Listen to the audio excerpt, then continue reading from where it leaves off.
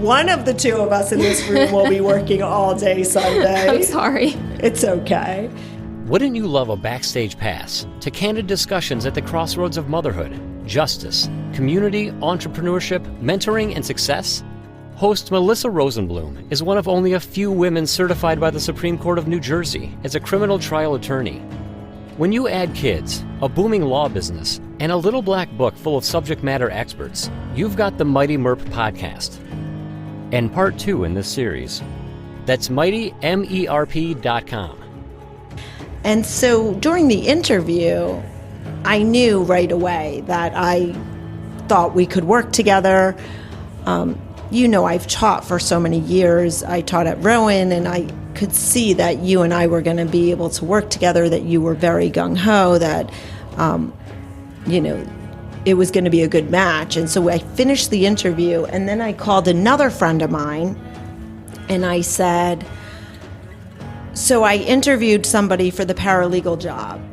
I've only interviewed one person for the paralegal job. Is it okay that I just extend the offer because I want her to work for my law firm? And the person said, yeah, that's what I do. And I said, okay. And I closed the job opportunity. Really? And I extended the offer to you immediately without interviewing anybody else because I knew. So I think we both made really good decisions. I think so too. So 2 years later, lots of ups and downs. I like to call this our week in review at this point. It's Friday afternoon. We're going to talk about just this week. We could do this every Friday. But, oh my goodness, this not been a roller coaster of a week? It has. Yeah. And I've only been here for, was it 4 days? It was 4 days. It was 4 days. You were out last Friday on vacation and this Monday on vacation. So it was a shorter week, but still craziness. Yeah. So I think short weeks, even when they're like state holidays and not are the longest weeks, because you think it's going to go by so quickly, and it did not. So what was your craziness this week? I can tell you my craziness real easily, I think my craziness was leftover work from Thursday because I was off on Friday and Monday. So I had all of that work left over to do. Yes. And there were some things from Monday, too, that I had to do. Yes, Tuesday. I kept piling on your desk. So you don't ever go on vacation again. Yeah, so that's one. Yes. I feel like I'm trying to think of what else crazy happened this week. A lot of phone calls, I feel like, especially today. The phone was ringing off of the hook. Absolutely. So for me, and you know this, I think you share in this, when clients are detained or we lose motions to have them released, it hurts my heart, especially when I think they should be released. So we had that at the end of last week. We had a case where I think somebody's being detained unlawfully, not unlawfully. I think they're being detained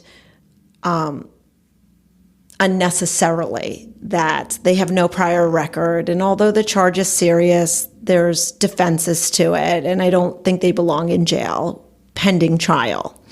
So that hurts my heart when I lose those cases. Then I had some trials in the middle of the week that we won, straight out not guilty verdicts in municipal court trials, which is like, yay, we win, right? Yeah. And then within 24 hours, I have a motion to suppress based on an illegal stop and search, and I lose, which is sad. Back down. So I feel like there was a lot of woohoo wins and then lose, then a loss. And then we ended today with a very good outcome for a client on a gun forfeiture hearing, which is ending on a high note for the week, which is really nice. But, not all of our weeks are roller coaster highs and roller coaster lows. I agree. Yeah. So for me, this week has been a lot. And the court appearances for me have been so much that we haven't seen each other. Yeah. And also with new clients that call the office, you've been so busy this entire week, I don't even know when to schedule them for. I know. I like stare at the calendar and I'm like, I don't even know when I could schedule this person because you have so many other things going on. I know, but it's good for us that it's like that, you know? And that's sort of nice to be busy like that. Yeah, I agree. Yeah. And unfortunately, I guess I'll be working all day Sunday.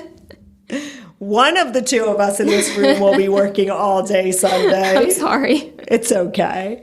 It's okay. I think it's amazing what you've learned in 2 years, you know. I would say, like, what is, like, the biggest lesson? I know what I think the biggest lesson is, but what is the biggest, like, I know your mindset has changed because you've met, you know, there's so many clients I know that you're like, I love this person. They're so great. Or I love their parents. Or, But aside from the surprise of really enjoying our clients and really wanting to help our clients, what do you think was the biggest learning curve or surprise that you didn't know before having a full-time job? Because this is your first full-time job. Yeah.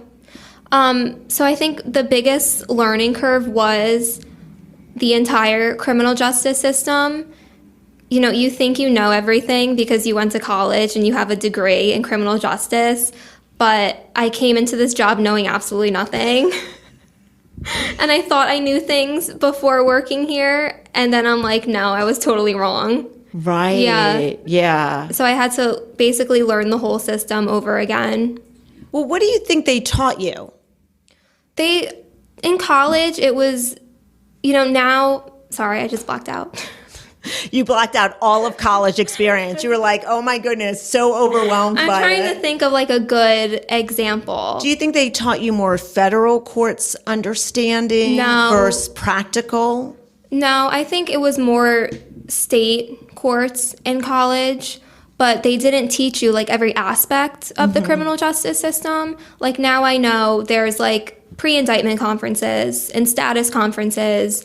But in college, I didn't know that. Like, they didn't teach us that. They teach you, like, the arraignment and the indictment and the trial. But they don't teach you what goes on in between. Did they teach you about bail, too? They did, yes. Yeah. And now you know. There is no bail. New Jersey doesn't have bail. We have criminal justice reform. Yeah. And you were in college when it changed, so they should have been teaching you the new stuff. I don't remember learning the new stuff. I only remember learning, like, bail. Right. Oh, yeah. It's been 5 years since the bail system has been removed from New Jersey, and I still have to say to people, we don't have bail in New Jersey. And how many clients are shocked? Yeah, they have no idea. Correct. So I'm going to tell what I thought was the biggest learning curve for you, because that information... I already know what you're going to say. Oh, what am I going to say? The phones. The phones. Answering a phone. Yes. That was a big learning. I can't believe I didn't even think of that one first. Yes. That was up there with learning the whole system is answering the phones. Right. So, but here's the thing. What I learned...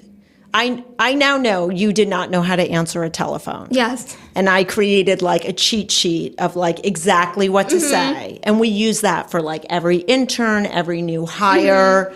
And really within like 2 weeks of teaching you literally how to say, good morning, law offices of Melissa Rosenblum, or good afternoon, law offices of Melissa Rosenblum. How can I help you? Which is what's on the sheet of paper, right? Because I learned that you didn't know how to answer a phone, and it now I understand. You never needed to learn how to answer a phone. No. And so whoever I hire now, who interns, who's under a certain age, which is really at this point anyone under like 35, right? I know that I have to teach them how to answer the phone. And I would never have known that until I hired you. And I'm not a yeller. I feel like I can teach. I'm a good teacher. I've taught at Rowan University, I've taught at law school. So I sometimes have to remind myself what I have to teach. But I think it's funny or cute because when I grew up, my parents would teach me, you pick up the phone. This is the Rosenblum residence. How can I help you? And then I had to write messages down, and I had to literally hand paper messages to an adult. Yeah. Did you have to do any of that? No, I did have house phones growing up, but I never had to write messages for my parents. Did you answer the house phones? Because there was maybe an answering machine that you could just let it go We to. did have an answering machine. I would only pick it up if I knew who it was, like if it was like my friends or my family members. Because you had caller ID. Yes. There was once a time, Jessica, where the phones existed, where there was no caller ID. I know. It's scary, isn't it? Yeah. Yes. And so what's funny about that is everyone since I've hired you, I have now been of the mindset that I have to teach how to answer the phone. And, our summer law intern, who I am going to embarrass as well, also does not know how to answer the phone, who is my own child at 20 years old. He has said he's nervous to answer the phone. That is the hardest part of the job right now. I mean, he's watching videos on homicide cases and attempted murder cases, and the hardest part of the job is answering the phone. And I think for you, that might have been one of the hardest things too.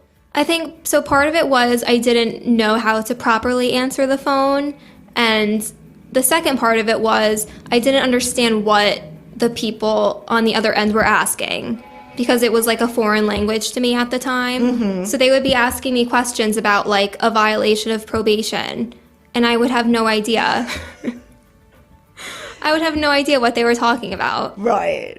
And now you're like, okay, so the person was on probation and didn't follow the rules. Yes. And then there were also people, when I first started working for you, I knew you did criminal defense, obviously, but I didn't know if you did other types of law as well. So people would call for like real estate matters or divorce and stuff like that. And I didn't know if you handled that stuff. So I was just like, I have no idea. You'd be like, please hold. Please hold. Yes. Please hold. So our administrative assistant, who's new and part-time, who's going to start full-time in the fall after the summer, Conchetta, who's also awesome. Yay, Conchetta. And there was one thing about her resume that I was like, oh, she's going to be able to know how to answer phones. And she can answer the phone, but she's still learning what you're saying. What they're asking. The asking and the follow-up questions. Definitely. So I knew she could answer the phones because she worked at her father's pizza shop in LBI near Surf City. I wish I knew the pizza shop because I would give it a shout out. So I was like, oh, well, she can answer the phone because she knows how to say, how can I take your order? And she's great at that, but she still has the learning curve of, hold on, please hold. Yeah. Please hold.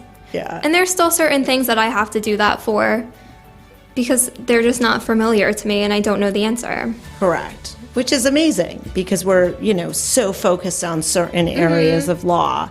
Yeah. And that's what I say to Jared, too, when he says, I'm so nervous or I don't know how to answer the question. I'm like, it's an internship.